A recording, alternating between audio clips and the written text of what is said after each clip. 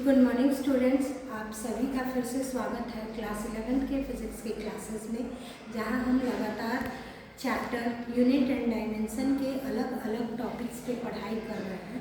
आज का हमारा जो टॉपिक है वो है एक्यूरेसी एंड प्रिसीजन, यथार्थता और परिशुद्धता। एक्यूरेसी, एक्यूरेट शब्द आपने सुना होगा पहले ही। एक्यूरेसी यथार्थ यानी सबसे सटीक। आप सभी विद्यार्थी हैं, अगर मैं आप सबों के लिए एक महत्वपूर्ण पंक्ति बोलूं कि सफलता का कोई शॉर्टकट नहीं होता, कोशिश करने से ही किसी समस्या का समाधान किया जा सकता है।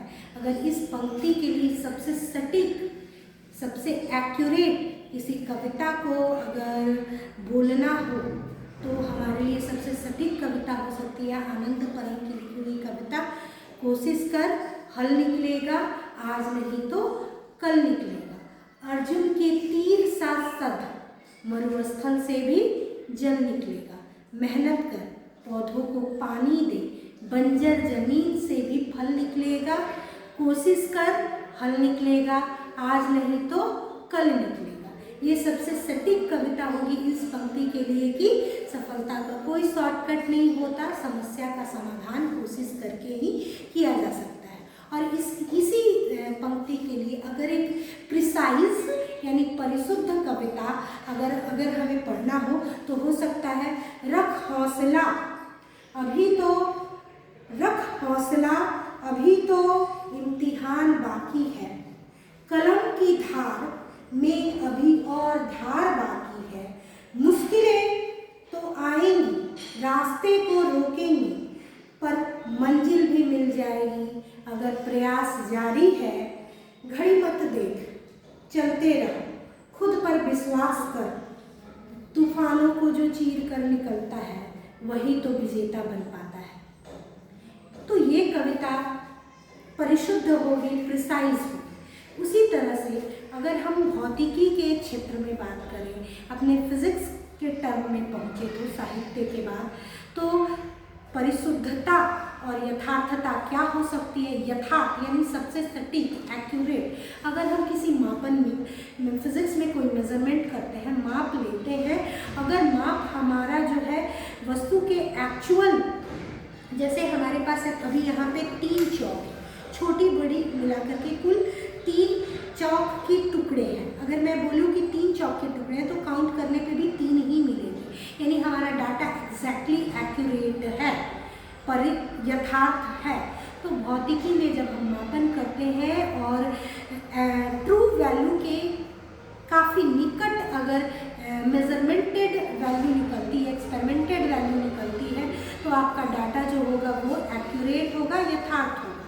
और परिशुद्धता ये चीज़ हुई कि अगर आप किसी वस्तु की मापन करते हैं और आपका जो मेजरमेंट निकल के आता है, वो मेजरमेंट भले एक्चुअल डाटा से काफ़ी दूर हो, लेकिन ये मेजरमेंट जो किए गए वैल्यूज आ रहे हैं वो एक दूसरे के काफ़ी निकट हों, तो हमारा जो डाटा होता है वो होता है परिशुद्ध। चलिए इसको देख लेते हैं एक बार। यथार्थता यानी हमारा एक्यूरेसी, यह मापन के औसत मान और वास्तविक मान के बीच की निकटता को दर्शाती है। यदि मापन का औसत वास्तविक मान के बहुत करीब है तो मापन हमारा क्या है, यथार्थ है। मापन हमारा क्या है, यथार्थ है। अगर औसत मान वास्तविक मान के काफ़ी निकट आती है तो हमारा मेजरमेंट जो है वो यथार्थ है। और परिशुद्धता क्या हुई, यह मापन के विभिन्न मानों के बीच के निकटता की दर्शाती है। जैसे मैंने कहा कि आप कोई मेजरमेंट लेते हैं और मेजर्ड वैल्यू जो आपकी आती है वो एक दूसरे से कंसिस्टेंटली सिमिलर आ रही है, तो ये डाटा हमारा क्या होगा, प्रिसाइज होगा, परिशुद्ध होगा। चलिए उदाहरण से समझते हैं।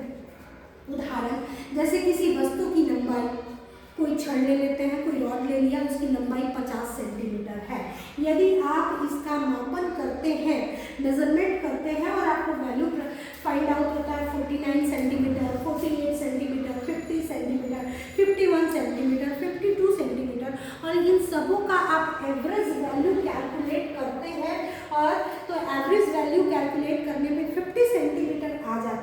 यानी यहाँ आपका मेजरमेंट क्या है, एक्यूरेट है। मेजरमेंट एक्यूरेट है और साथ ही साथ प्रिसाइज भी है। क्यों? क्योंकि जो हमारा मेजरमेंट आया है 48 centimetre, 49 centimetre, 50 centimetre, 51 centimetre, 52 centimetre, ये सभी एक दूसरे से काफ़ी नियरेस्ट है, इसलिए ये हमारा डाटा प्रिसाइज भी है, एक्यूरेट भी है और प्रिसाइज भी है। चलिए एक दूसरा इसी क्वेश्चन को थोड़े और तरीके से मेजरमेंट लेते हैं। अगर हम मापते हैं और हमें डाटा मिलता है 45 सेंटीमीटर, 44 सेंटीमीटर, 46 सेंटीमीटर, 43 सेंटीमीटर और 42 सेंटीमीटर, इन सब का एवरेज हम कैलकुलेट करते हैं तो हमको फाइंड आउट होता है 44 सेंटीमीटर। एक्चुअल ऑब्जेक्ट यानी रॉड की लेंथ कितनी थी, 50 सेंटीमीटर, हमको डाटा कितना मिला, 44 सेंटीमीटर। यानी ये रियल वैल्यू से जो हमारा मेजर्ड वैल्यू है काफ़ी डिफरेंट हो गया, 50 सेंटीमीटर और 44 सेंटीमीटर, काफ़ी डिफरेंस हो गया यहाँ, यानी कि यहाँ पे हमारा डाटा एक्यूरेट नहीं है। हाँ प्रिसाइज है, क्योंकि जो हमको वैल्यूज मिला है 44, 43, 42, 45, 46 सेंटीमीटर्स, वो वैल्यूज एक दूसरे के काफ़ी नियर अबाउट हैं, इसलिए डाटा प्रिसाइज है लेकिन एक्यूरेट नहीं है।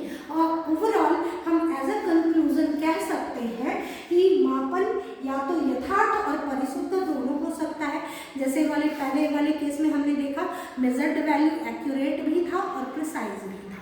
दूसरा चीज यथार्थ मापन परिशुद्ध हो सकता है, मापन जो है हमारा परिशुद्ध हो सकता है, मेजर्ड वैल्यू एक दूसरे से निकट हमको मिल सकती है। जैसे फिजिक्स के लेबोरेटरी में हम जाते हैं और वोल्ट मीटर लगाते हैं ओम्स के लॉ के एक्सपेरिमेंट के लिए और हमको मिलता है वोल्टेज जो है 100 वोल्ट, 99 वोल्ट, 98 वोल्ट, 97 वोल्ट, ये सारा जो मेजरमेंट है वो नियर अबाउट है सब एक दूसरे के, यानी सारा डाटा एक दूसरे के प्रिसाइज है। तो हम ऑन द ओवरऑल हमारा जो मेजरमेंट है एक्यूरेट भी हो सकता है, प्रिसाइज भी हो सकता है, या मेजर्ड वैल्यू हमेशा प्रिसाइज हो सकता है, लेकिन ये आवश्यक नहीं कि प्रिसाइज वैल्यू जो है, प्रिसीजन है, वो एक्यूरेट ही हो, ये आवश्यक नहीं है।